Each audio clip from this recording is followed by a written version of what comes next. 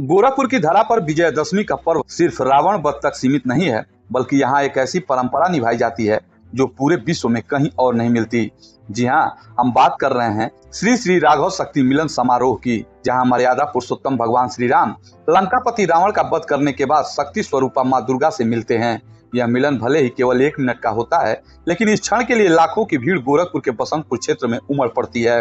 कहा जाता है कि माँ दुर्गा की कृपा से ही श्री राम ने रावण का वध कर धर्म की स्थापना की थी और इसीलिए विजयदशमी की रात भगवान राम अपनी पूरी वानरी सेना के साथ विजय जुलूस के रूप में निकलते हैं और दुर्गा मिलन चौक बसंतपुर पर पहुंचकर माँ दुर्गा की प्रतिमा के चरणों में पुष्प अर्पित कर आरती करते हैं। इसके बाद नगर की प्रतिमाएं विसर्जन के लिए राजघाट की ओर प्रस्थान करती हैं। जैसा कि मेरी जानकारी में है कि श्री श्री राघव शक्ति मिलन कमेटी जो है 1948 से ये दुर्गा मिलन चौक बसंतपुर गोरखपुर से संपन्न होता चला आ रहा है और इसके मुख्य 2 कारण हैं। एक तो यह कि भगवान रामचंद्र जी का रथ आना उसी रास्ते से और माता दुर्गा जी का रथ जो दुर्गा जी का प्रतिमा जो है विसर्जन के लिए जाना, तो दोनों जगहों की जो है मूर्तियाँ इकट्ठे बसंतपुर में उस समय हो जाती थी।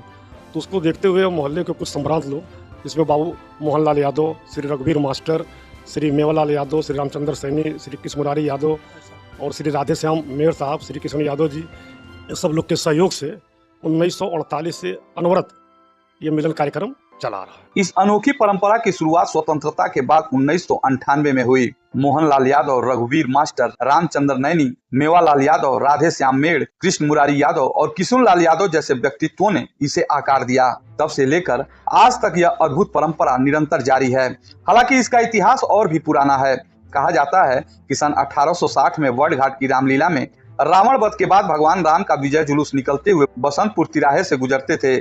उसी समय गोरखपुर की प्राचीन दुर्गावाड़ी की प्रतिमा भी विसर्जन के लिए निकलती थी। भीड़ और आस्था को देखते हुए समिति के संस्थापकों ने यह तय किया क्यों न इन दोनों का ऐतिहासिक संगम कराया जाए और तभी से यह परंपरा जन्मी, जिसे आज पूरा पूर्वांचल गर्व से देखता है। में स्वर्गीय राधे श्याम मेड़ जी जो है काफ़ी सामाजिक कार्यकर्ता थे और बाहर हमेशा घूमते रहते थे, तो इन बुकलेट को लेकर के काफ़ी उन्होंने पता किया। ऐसे जहाँ बंगाल में सबसे बड़ी दुर्गा पूजा होती है, वहाँ भी उन्होंने पता किया कि ऐसा कार्यक्रम होता है या नहीं होता है।